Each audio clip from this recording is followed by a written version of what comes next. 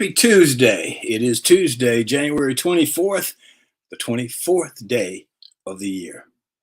There are 341 days left in 2023, and welcome to another edition of Tuesdays with Thom. First of all, I'd like to say thank you to all of you for the birthday cards, wishes, and warm thoughts this past weekend.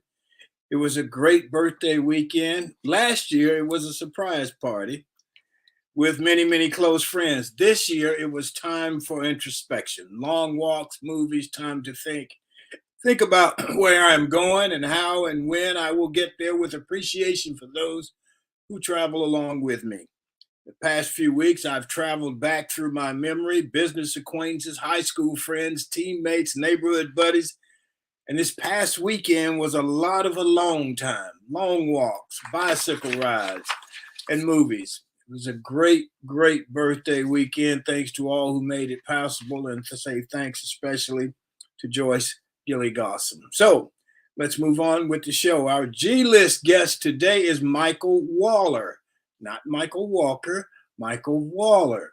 Michael Waller is a 75 graduate of Auburn University, a retired lawyer and international business executive. Over the course of his 40-year professional career, he lived and worked in Houston, Washington, D.C., Russia, England, Belgium, and Indonesia. So we look forward to that conversation later on in the show. This edition of Tuesdays with Thom, of course, is sponsored by our partners, the Best Girl Consulting Firm. Best Girl has been providing customized solutions to executive issues for 34 years. Let's hear from Best Girl. Best Girl is a consulting firm that provides customized leadership, access and inclusion, public relations, communications, and organizational consulting services. Clients include Fortune 500 companies, utilities, higher education institutions, small businesses, and associations. Best Girl's team of consultants, led by Joyce Gilly Gossam, Emily Hedrick, and Sean Jones, partners with business and education clients to promote organizational effectiveness, communication, motivation, and leadership, with always an impact on the bottom line. Best Girl's customized consulting services include strategic planning, corporate communication, executive coaching, fundraising, and economic development. Okay, Best Girl creates the solution that fits your needs. So let's go to, before we go to our roundtable, I'd like to tell you we're having some issues this morning with weather and getting people in and out. So we're going to do the very, very best that we can. We're having trouble here in Michael Walker, and I'm having trouble going in and out. So we'll work through it. So let's go to Barbara Wallace Edwards, and we'll see if Michael Walker can join us. And let's have a little roundtable discussion this morning. Barbara, are you there? I'm here, Thom. How are All you this right. morning? I'm doing very well, very Good. well. And hopefully Michael Walker will be able to join us. And, we went through 3 years of doing this show and not having any issues. And since 2023 started, we've had an issue almost every week. I think all of us have had an issue this year at some point in time. So, yes, you're right. So what's going on with you, Barbara? How was your weekend, and what's new? I had a great weekend, Thom. Although it was somewhat of a sad occasion. I attended a funeral and some services for one of my dear friend, Michael Glenn. His mother passed away on last week, and the services were this weekend. So, my condolences to the Glenn family on the passing of Mrs. Mary Glenn. Okay. All right. Yeah. You got anything else? Yeah. Other than that, Thom, I watched some football this weekend. That was pretty exciting. Dallas Cowboys. Yeah, I think a lot of people were upset with the team losing. I read several articles and saw some videos where some Dallas fans were highly upset. One guy took his TV and threw it out the front door, took his truck and ran over the ran over the TV, Wow. all because Dallas lost. Another guy took a baseball bat and hit the TV in the middle of the screen and busted it up. Some of them Wow. just go way overboard with it, but Wow. I think they're really adamant about their Dallas Cowboys, and some of them to kind of get upset when they don't win, don't meet their expectations. Well, I never thought they would win, so it didn't bother me at all. Uh, I know. I, I I, know. um, I think they could. I think there's a lot of issues with Dak Prescott that they people place a lot of the issues and the blame on him. Right. Um, I place a lot of the blame on the coaching, um, but I don't get upset over it. It's just a game. They'll play it again. They'll play another game this next weekend. So, Absolutely. and we'll see Absolutely. how that goes. So the NFC Championship game will, I think it's going to be played on Sunday, and that's the San Francisco 49ers and the Philadelphia Eagles. So we'll see what Jalen Hurts can do. Proud of Jalen. He's done an excellent job. And of course, the AFC Championship game is going to be on Sunday.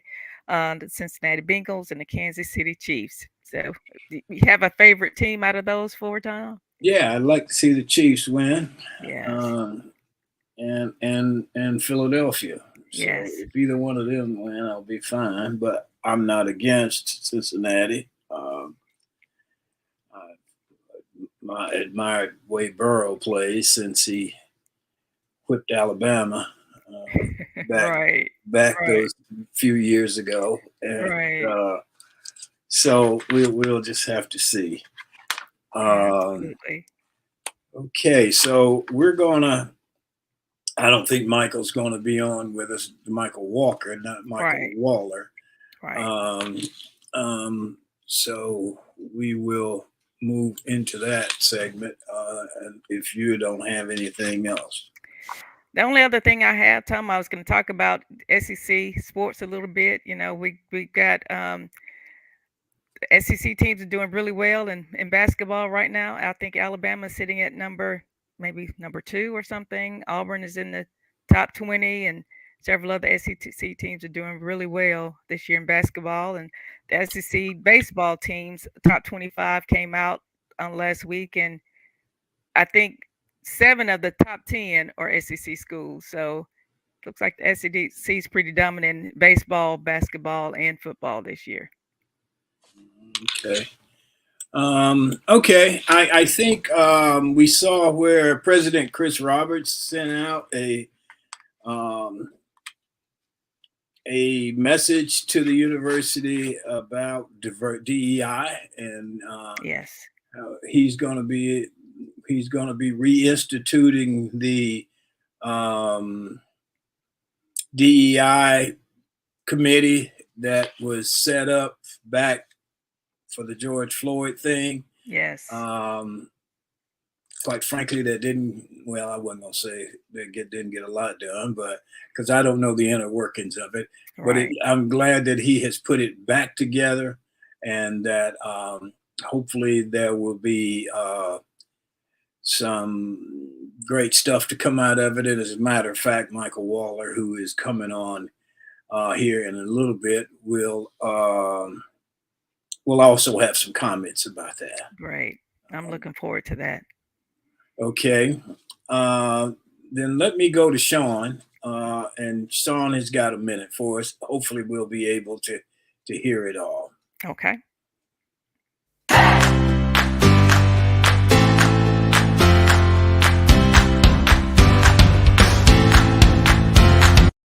Good morning. My name is Shantia Jones, and this has Got a Minute.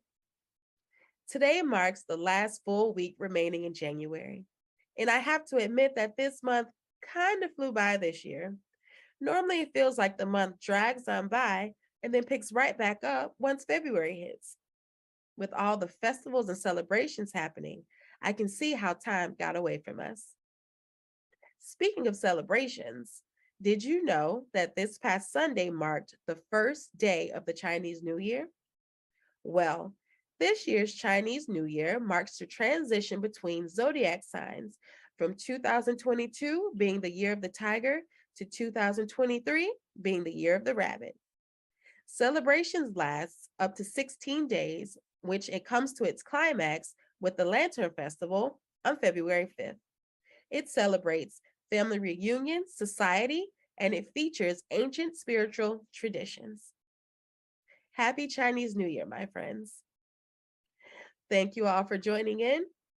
My name is Shantia Jones, and this has Got a Minute.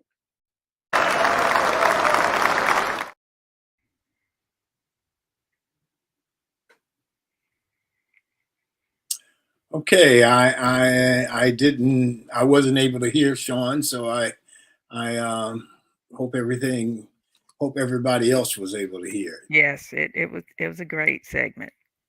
Okay, what was it?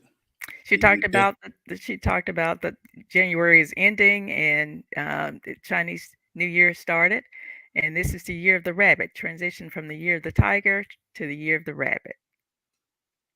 Okay. Yes. Chinese New Year, then that sort of plays into the situation that they had in California. Yes. With the another mass shooting out there.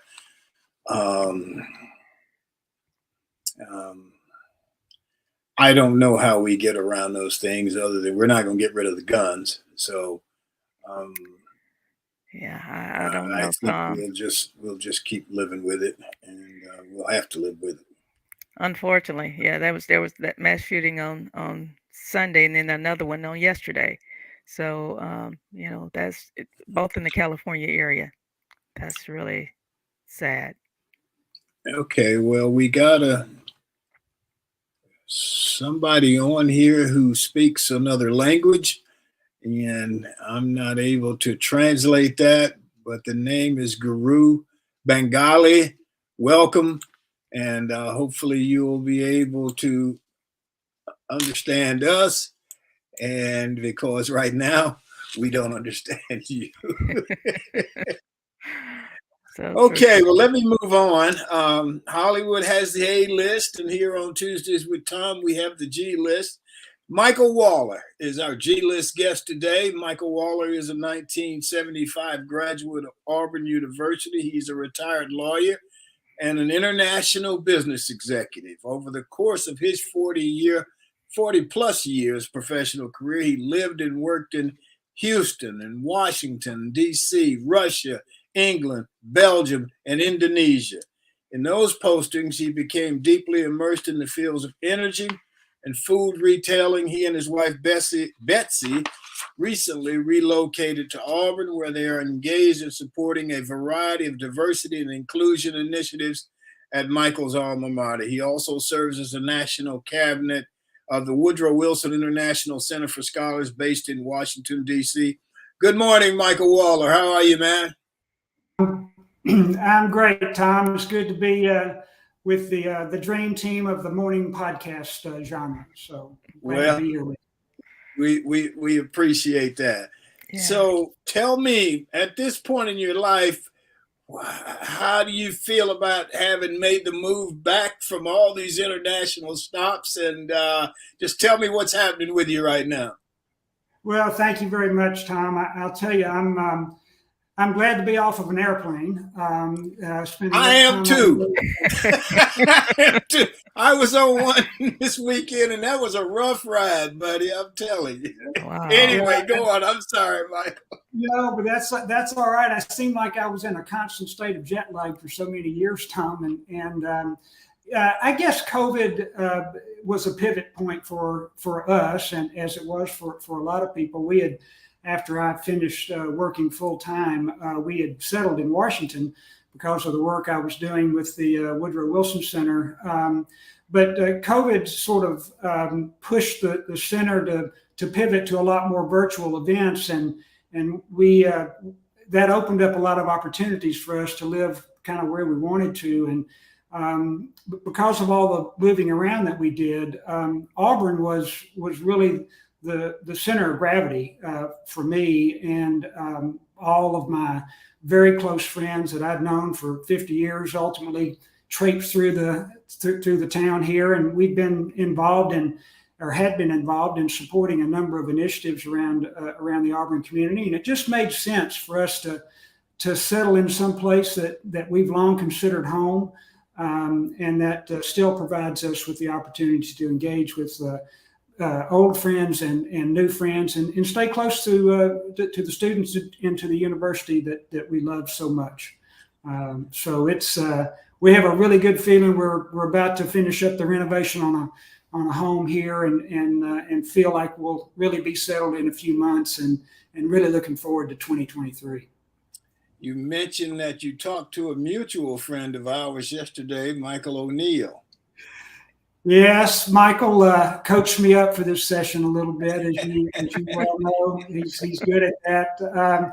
Michael and I lived adjacent to one another when we were at Auburn, and I've had the good fortune of being the godfather to one of his girls, and cool. so we've to Annie, and we've been close for a lot of years, and through a lot of trials and tribulations, and celebrations, quite frankly, and a dear friend, and told me I had nothing to worry about being on air with you guys. Not at all. I'm glad he made you feel comfortable, Michael. Other than we having internet issues, I think you'll be fine. but believe me, Thom, I've operated in more volatile environments than I bet you have. I bet you have. I'm sure. So tell me about the DEI work that you've gotten yourself involved in at Auburn, Sure. and why? Sure, Thom. Let me start with the why. Okay. As Betsy and I retired from full-time professional life, we decided, for a lot of different reasons, to focus a lot of our philanthropic efforts at Auburn for a lot of reasons, both historical and current. And we didn't want that philanthropic activity, Thom and Barbara, to be only financial support. We wanted to be engaged in the work meaningfully, and in as an impactful way as we possibly could. And so as we started to line up our life experiences with our philanthropic effort, what we noticed was this. In every place we lived overseas, we were in the minority.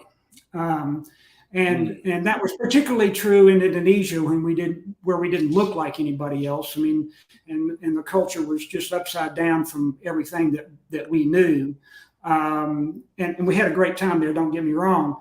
But I remember a line from a stage performance called the Alabama Boys, where one of those actors made a point of saying that when he walked into a room and he didn't see anybody that looked like him, it unsettled him a bit. And I'll tell you, that happened to us time and time and time again.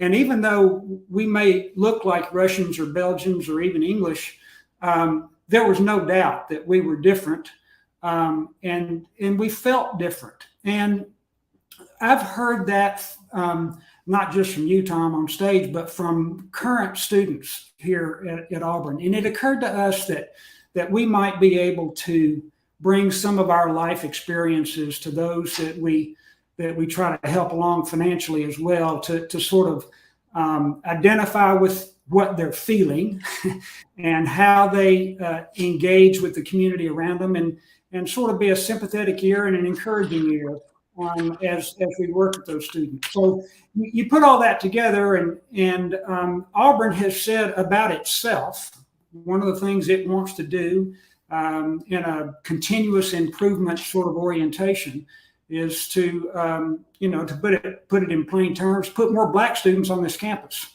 And they've said that about themselves. I personally have met with Dr. Roberts and others around the campus, and I just believe that Dr. Roberts is the right man, right place, right time to make big strides in this area for a couple of reasons. One of the more successful programs at Auburn has been this program over in the engineering school.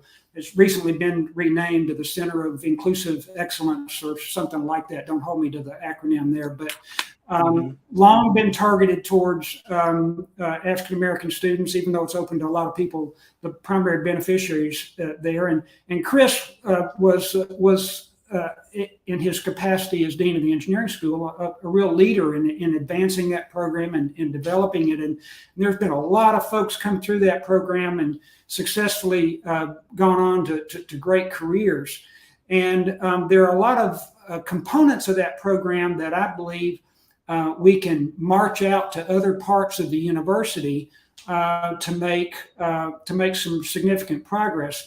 Now, you mentioned the new DEI committee that Dr. Roberts announced earlier, Thom, and really that is an iteration of improvement from the task force that he formed just after the George Floyd, or that the university formed just after the George Floyd incident, was designed to make some recommendations. Well, this DEI committee is designed to operationalize some of the ideas that came out of the task force. So I think it's a different kind of committee that represents a commitment to look at the things that we can do practically to build on what we've done successfully at Auburn, to expand that footprint and get to a different result in that area.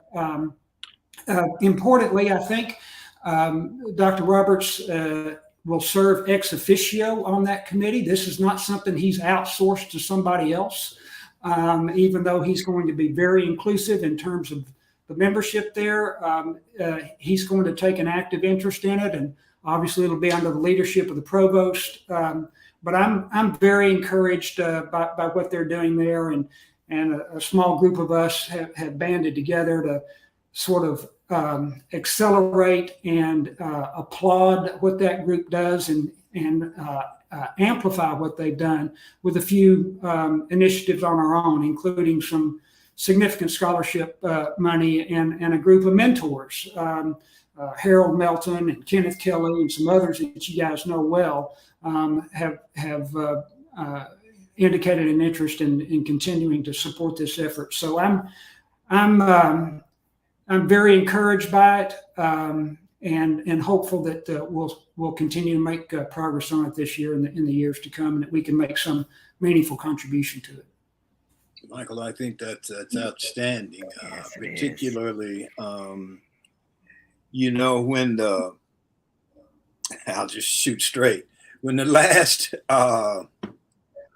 task force was announced, there was this general feeling, well, nothing's going to happen.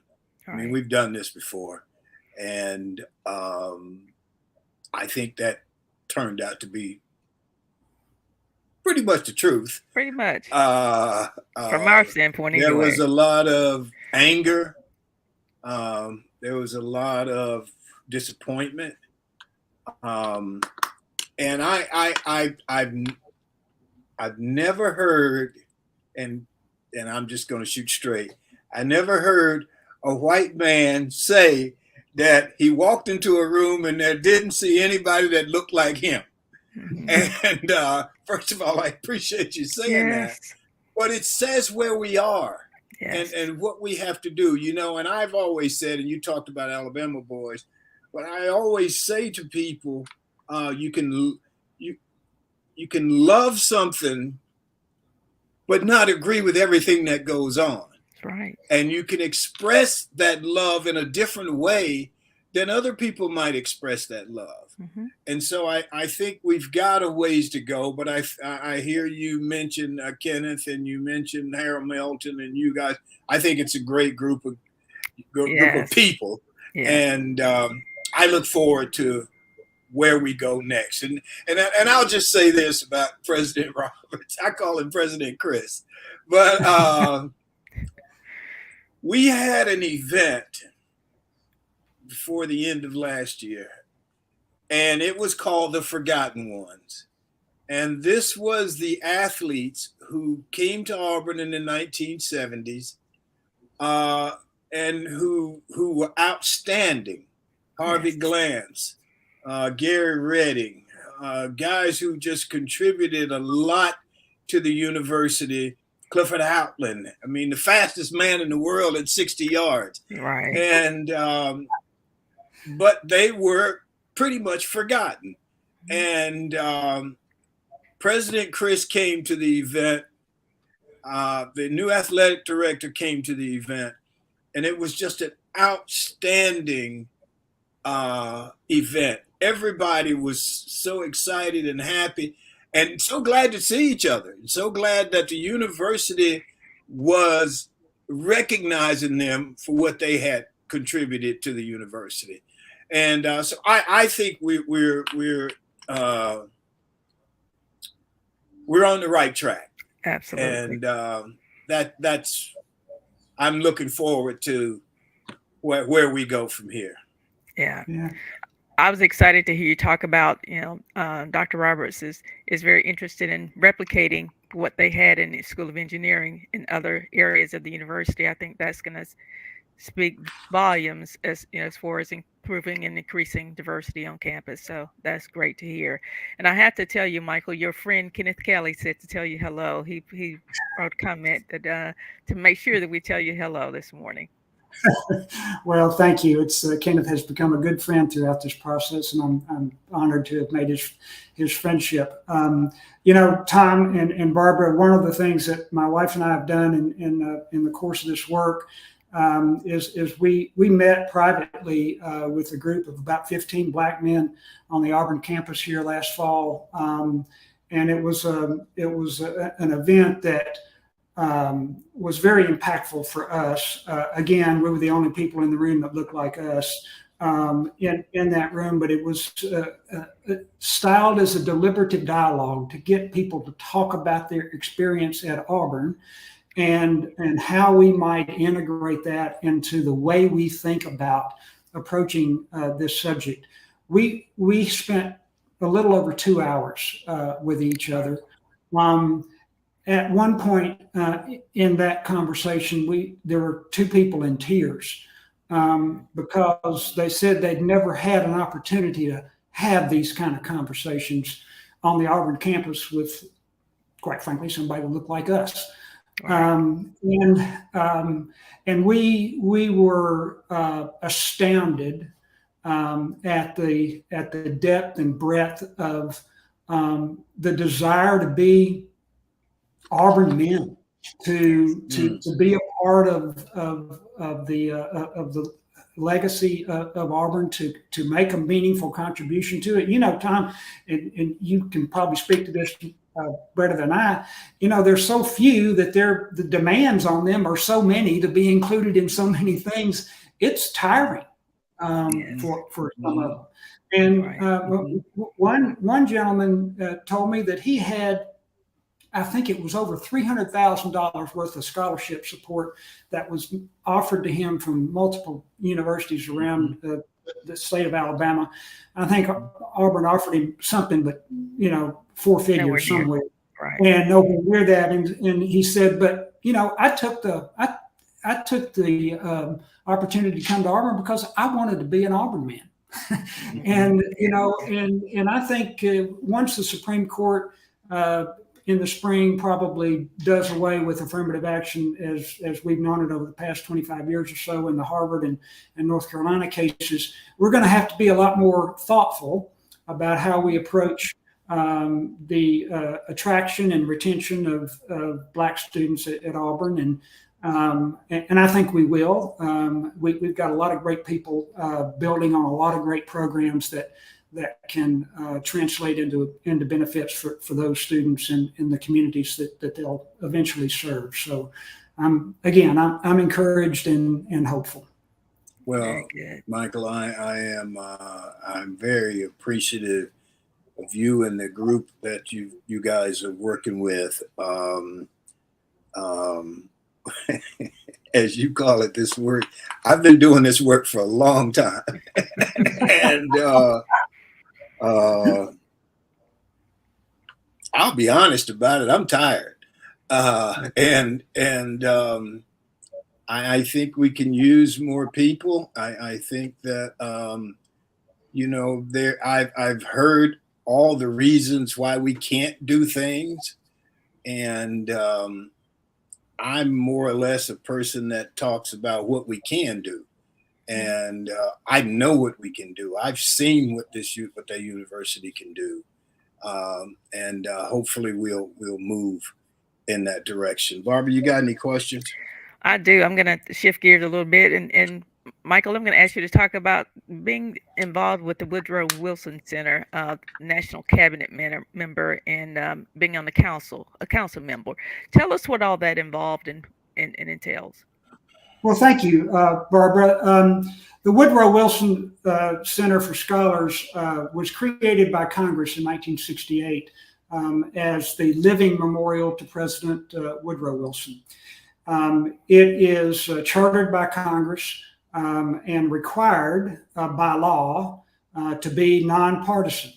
Now, that is that kind of institution is on the endangered species list inside the district. And one of the reasons why I wanted to be involved in it. They have over probably close to 100 scholars and experts in every area of the globe, all the way from the polar region to Africa to Latin America to China and Asia and all over. And I became involved in it several years ago as a way to keep my international experience fresh. And what the institution does that I find particularly helpful, they gave over probably over 1,000 briefings to Congress last year on a whole variety of subjects that were designed to provide Congress and the administration with the context that is important for the decisions that they make in foreign affairs. And they complement this nonpartisan research and analysis with sort of actionable ideas, things that policymakers can reflect upon that could have an impact on decisions they make regarding a wide variety of subjects. A couple of recent examples, we share an ocean with Russia in the Arctic region, Right. and Russia has a much more formidable force in that region. And so, what does the situation between Russia and Ukraine, what kind of impact that has on the way we conduct our affairs in the Arctic region? Quite frankly, Right. that conflict has paused cooperation Wow. in that area. And when Russia has over, I think, something like 35 icebreakers and we have 2 of that same kind of, we depend upon their cooperation in areas like search and rescue or, those sorts of things. And so, Right. it's very helpful to provide Congress and administration with the context around all these issues that is important. One of our expert on China, Robert Daly, is one of the foremost experts on China in the country. He had his own television show in China when he lived there in Mandarin. Wow. Kind of like the Sesame Street. When you go around China with Robert Daly, it's like being in a parade, and Yes. because they all knew him. But it's that, Right. it's that deep expertise and scholarly research and thoughtful reflection that the Wilson Center brings to not only to Congress and the administration, but to the country. Yes. Wow, that's great. Thank you. And you, of course, you went to Auburn, got your undergrad in psychology, and went on to law school. Did you always know that you wanted to be an attorney? How did you get involved in law? Well, I first became involved in law by deciding I wasn't going to be a doctor. I came to Auburn thinking I was going to be a doctor, and my cousin, who was then serving as a CEO at Mayo Clinic up in Rochester, he said, "Well, Michael, why don't you come on up here to Rochester over the holidays, and you and I can go hang out in the operating room, and you can kind of see what it's like to be a doctor." I kind of middled my way through organic chemistry and all those sorts of things. I went up to Rochester. It only took one trip to the operating room and said, I think I want to pursue something else. And the law, which is really a profession that revolves around storytelling in many ways, turned out to be more aligned with my natural skill set, and it provided a great deal of opportunities for me. I spoke to a group of the pre-law students at Auburn just this past semester, and a lot of them would say, well, how did you do what you did? How did you fall into that? And I told them that I literally fell into it, that I just tried to do a good job with what was in front of me. And then all of it, these opportunities came along, and I had to go places where I was unqualified. When I first went to Russia at age 42, I was between assignments with my law firm, and Ambassador Strauss came down to see me in Houston, and he said, Michael, I want you to go over to open our office in Moscow. Because, when I was there, he telling me this, when I was there as ambassador, I thought there was a business opportunity for American firms representing Russian oil companies. And I said, Bob, I said, you've lost your mind. I said, I don't know where my Russian is. I can't speak Russian, nothing. And he said, he told me, he says, Michael, you know energy and you know people, footnote, Auburn education, and I'll stand with you and you'll be fine. So he sent me and my family over there to Russia, and we represented one of the largest Russian oil companies, Lukoil, in the project to build an oil pipeline from the Caspian Sea over in Kazakhstan all the way over to the Black Sea. We had 3 governments, 8 companies from 11 different countries, and these 3 governments involved in building what was then the largest privately funded infrastructure project in Russia. Wow. And I was the only Western lawyer representing a Russian company, so it was kind of an interesting spot to be in. Yes. That pipeline got built, Barbara, over $2 billion. And today, as we speak, on January 24th, that pipeline is delivering about 1% of the total world's oil supply to market. And it is, other than the space station, one of the 2 infrastructure projects that is still jointly operated by Russians and Americans. So it was a great time to be there. And you learn a lot operating in environments like that. I mean, the late 90s was a great time to be in Russia, because it was time full of hope and promise. Now we left Russia the day that Mr. Putin was inaugurated, not because of that, but just because our time was up. But it was a wonderful time to be there. We still have great friends in the country that we stay in touch with. A lot of people don't know this, but Russia has lost about 100,000 people since the war in Ukraine started that have gone elsewhere.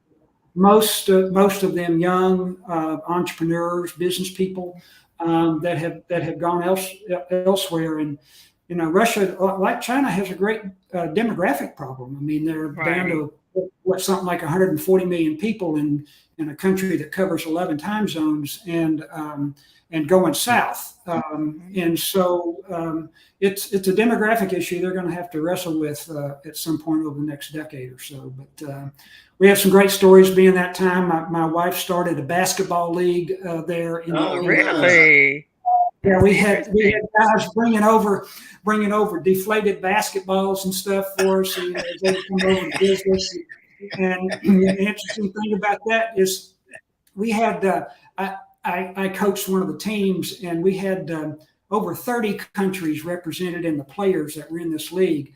And you should have, Thom, you should have seen the. Was this men or women? Was it men or women's basketball? Okay. It's both. Okay. It was both.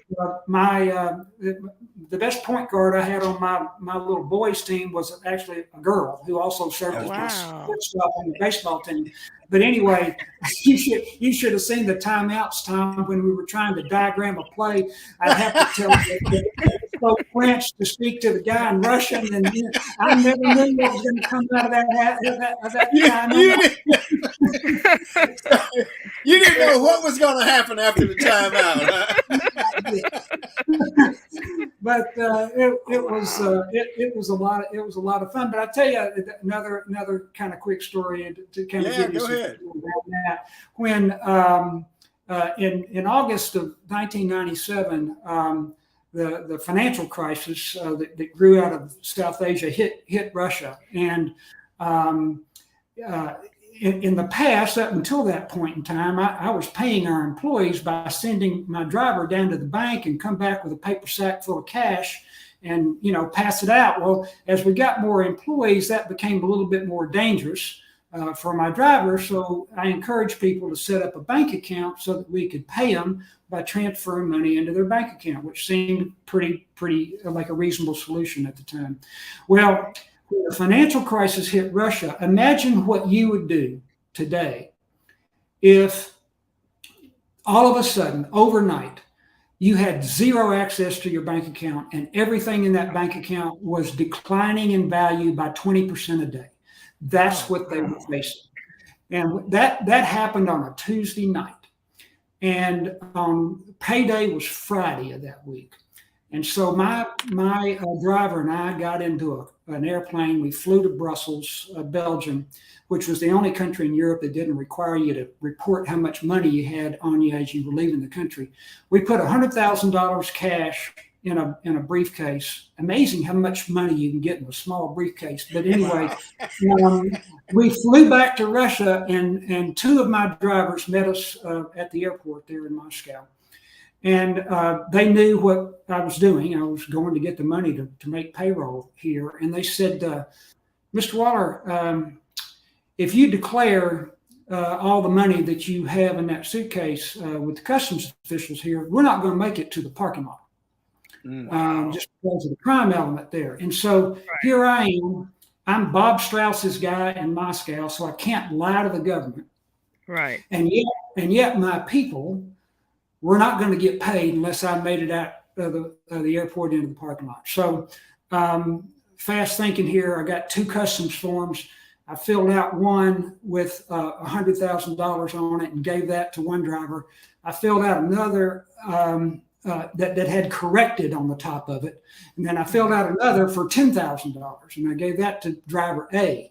And we filed the $10,000 one with driver A, hightailed it to the parking lot, and my other driver filed the corrected copy after we had made it all the way back.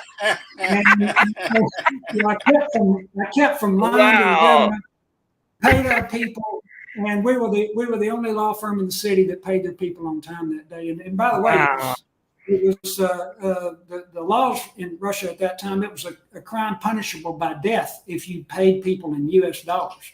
So we had to convert. We had to convert the dollars to rubles and then back to dollars again. But anyway, we figured out how to do it. But it's those kind of experiences. You just you make a lot of friends that way. And yes, you do. That's an That is amazing great story. Yes. So let me ask you. Today, and you say you graduated at 75. I graduated at 75. So obviously we were there around the same time. Today, many of the students, back to Auburn for a second, have the opportunity for international studies, to go overseas and study and so on and so forth. Of course, we didn't have that. Overseas to me was going to Huntsville.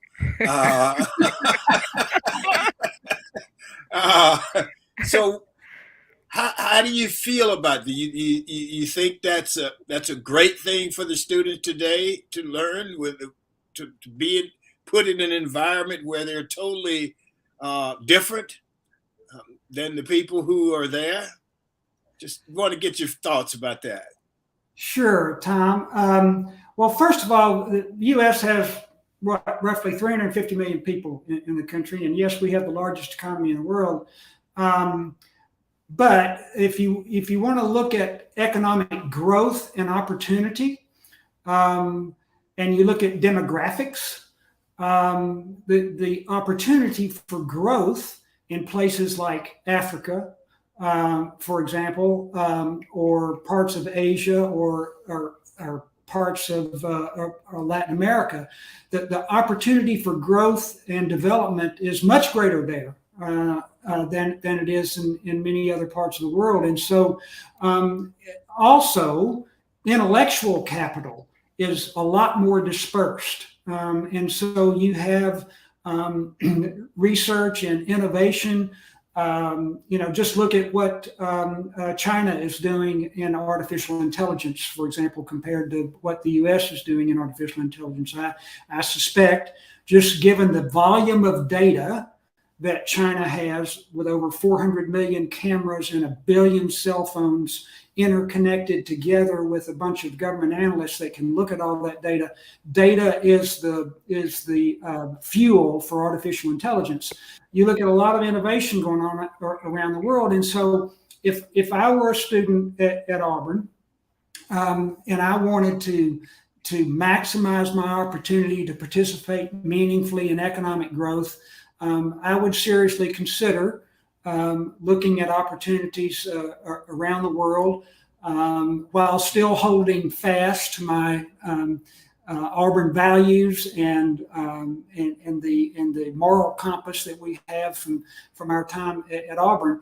I'll tell you, there's a white space in the world for those kind of folks, and that can blend both those kind of attributes. And if I were an Auburn student, I'd want to explore those carefully. My goddaughter, Michael O'Neill's daughter, right now is in Denmark, looking around for opportunities in urban farming and indoor farming, and so it's the opportunities are there, and I think just sort of opening your eyes, broadening your horizons, even if you ultimately decide it's not for you long term, the experience itself is a growth opportunity. And we at Auburn, I think it's sort of in our DNA, as Bobby Woodard would tell you in the student services area, doing something outside your comfort zone is part of the things he wants to do for all students at Auburn. And I think extending that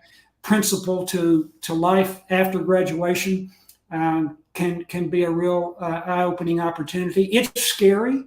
I tell you, and you're going to be asked to do things that perhaps you know nothing about, but you have other skill sets that can compensate for those white spaces in your experience or expertise. When I moved to Indonesia, here's a country that's 98% Muslim. I was asked to run a business running grocery stores all over the country there.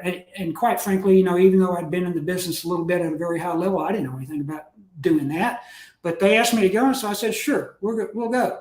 And, we figured it out. And it's somehow or another, the how that you think about things, which we get grounded in Auburn by experiences, can help you address the what in any situation that you might encounter. And quite frankly, those experiences were ones that we wouldn't take anything for, and importantly, ones that my children would not take anything for. And it kind of goes down generation to generation. Tom, I moved to Moscow at age 42 with my kids. My oldest son, at age 42, just recently moved with his family to Bogota, Colombia, where he serves as a pastor for the largest and oldest Protestant church in Bogota. And so they're going through the same experience, not by design, right? But it. That's great. Wow, that's great. That's awesome. Barbara, you got a question for Mike? I do. Michael, before the show, we went live. You mentioned two of your mentors, Vernon Jordan and Robert Strauss. What impact did those gentlemen have on your life, and how did you get a chance to work with them? Their impact is indelible, Barbara. I got to work with them because I was a partner in the same law firm. I was a partner at Aiken Gump, a law firm that Bob started, and that he ultimately recruited Vernon Jordan into. And so just being a partner in that firm was how I came to know them. And then Bob had the confidence, or perhaps the courage, to send me to Russia. So that kind of elevated my profile a little bit in a rather large law firm. But I had a lot of opportunities to talk to Bob about a wide variety of issues. He had such keen insight into the human psyche that he could tell what mattered most. He understood how your particular circumstances fit into the broader story. He was an honest broker. If he made a commitment to you, he'd figure out a way to deliver on that one way or another. I remember a big transaction back during the 90s. A big merger was happening between two large companies in the electronics industry, and typically companies involved in something like that would hire their own lawyers, and they all fight it out. Well, Right. Those companies, both of them hired Bob. They said, "We want you to be the lawyer for the transaction." Wow. because we want to work. I mean, so Right. we had that kind of impact and that kind of judgment. And Right. he and Vernon together were just, I mean, there's not a tandem like them that I've ever encountered. Vernon, as you know, had a presence about him Yes. that commanded every room that he walked into. He had a way, Barbara, of elevating the conversation that kept people talking at the right level about the right things in order to make incremental progress on the big issues. Now, Vernon had fun. He played golf and all. I mean, I'm not saying he wasn't funny and Right. frivolous too, but he had that sense about him. And then also, Barbara, I learned from them that pay attention to the people that you're having a conversation with and tune into them. Yes. Vernon had a way, when you were speaking with him, you felt like you were the only person in the room, a lot like Bill Clinton had, I guess, Yes. which is why they got along together, I guess, so well. Right. But anyway, he had that magnetic personality and a thoughtful one. I remember he was also an advisor to Lazard, a big investment banking firm in New York. And when the company I represented was going to Lazard to try to borrow some money and do some things, I told Vernon that I'd be coming by, and I didn't tell the bankers I was working with that I knew Vernon. And so we were in there going back and forth and this and that and the other. All of a sudden there was this knock on the door, and Vernon came into the room. Of course, when he comes into the room, there's not room for anybody else. Right. He said, Presence. he said, "Michael, I just stopped in here to make sure these two guys were treating you right and that everything was going along okay." And I could see the look on their faces. They were saying, "What in the world is going on here?" And sure enough, I said, "Yeah, Vernon, they're doing very well." And so he bowed out of the room. Boy, that meeting went really well after that. Really I bet it did. But I did go to Vernon before we got involved in this DEI work at Auburn. I said, "Vernon, tell me what I don't know." Now, of course, that was a 3-4 day conversation for Vernon relative to me on that subject. But as you all may know, Vernon became involved with the Reynolds family over in North Carolina to put together a program to attract and retain Black students throughout the state of North Carolina. They had a huge endowment, something like $50 million, something like that. But one of the things he told me that stuck with me as we've been doing this work, he said, "Michael, you've got to get these young men and women early. You've got to start in the 8th grade. You've got to reach out and sort of develop the skill sets and get them prepared for this experience they're about to have in the university, and be proactive about it, because that's the way they got their program to be so successful. They not only recruited more people, but they successfully graduated them and put them out there. A high rate of harvesting, I think you could call it. So I kind of kept that in mind as we do this work at Auburn, and you know, I can hear his voice every step we take down here with that. Wow, that's great. I'd like to add to that I'll give you an example.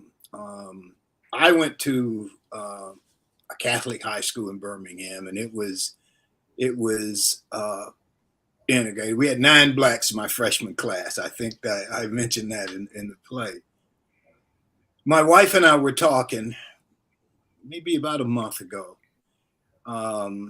These 4 women from my high school called up and said they were going to be in town and wanted to know if I'd have lunch with them.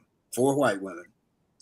And so I was sharing with my wife the experiences we had at school. And she said, her statement was, she said, "You had a true integration experience. Mm-hmm. Most institutions just have a desegregation experience." Right. Mm-hmm. And I'm going back to Auburn again, because I can talk about Auburn and what it needs to do because I love it. Right. But we had a desegregation experience. Yes. And I'm hoping that we can move to a true integration experience, so that those men, and you talked about people had tears. Well, I've had tears for 50 years. Yes. So I think being able to give people a true integration experience, and that goes for the people who look like you, who don't look like you, what have you.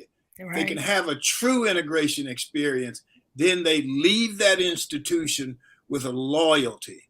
And you know, when you talk to Kenneth and a lot of those guys who have had children, and the children don't go to Auburn. Right. Right. And there are a lot of reasons why. One part of that has to do with the state of Alabama, and those parents don't get jobs in the state of Alabama when they graduate. So those kids grow up in Texas and Atlanta, Georgia, and so on and so forth.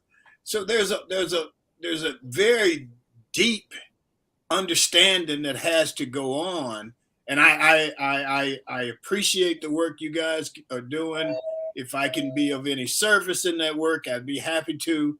But I think when David Housel we did a film on James Owens, who was the first African-American football player, and his wife's on here now, Gloria.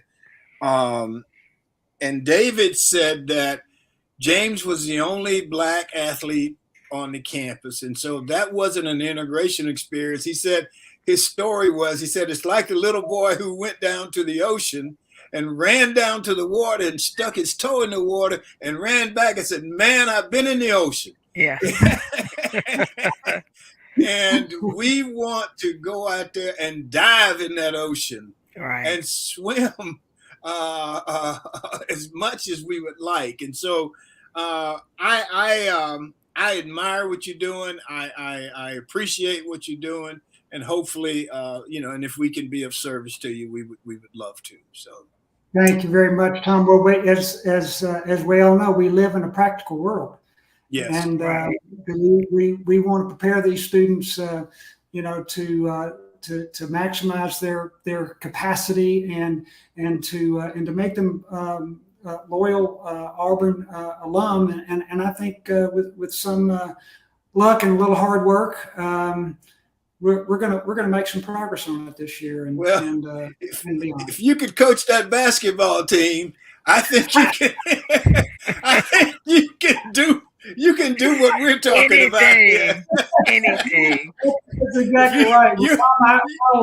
I'll reserve my question about the 1974 Iron Bowl to the next time we number together. But you did see the video, right? I did see. I just couldn't tell whether you stepped out of bounds or whether you pushed out of bounds. But you saw that official follow me all the way down to the end zone and signal touchdown.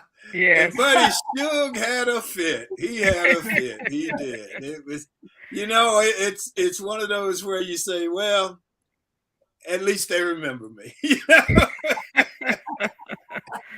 So true. Oh, Michael, this has been wonderful. Thank you so much for being with us with all the difficulty we had this morning. We appreciate it very, very much. And I'm on campus a good little bit, so maybe I can call you. We can have lunch at some point. I'd love to do that. I'd love that too, Thom. Thank you very much. It's been an honor to be your guest this morning, and wish you all have a great rest of the week. All right. Thank you, man. We appreciate it. All right. Okay. Bye-bye.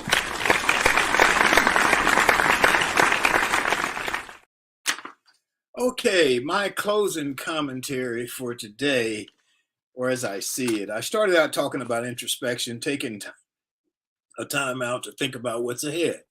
Retirement, fun projects, lots of travel. I'm hoping it's all of that.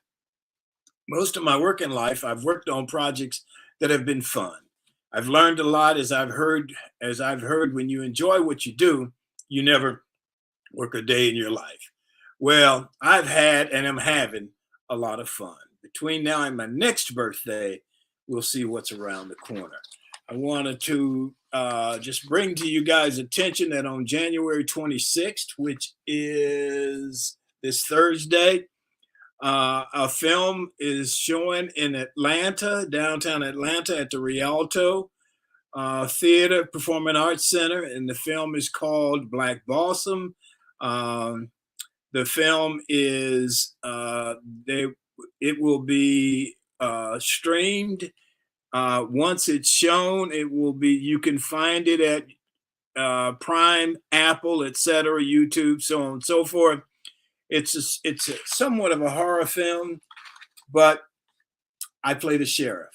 So if you want to see the sheriff, go see Black Balsam at the Rialto this Saturday, and then I'm sure it will be playing further.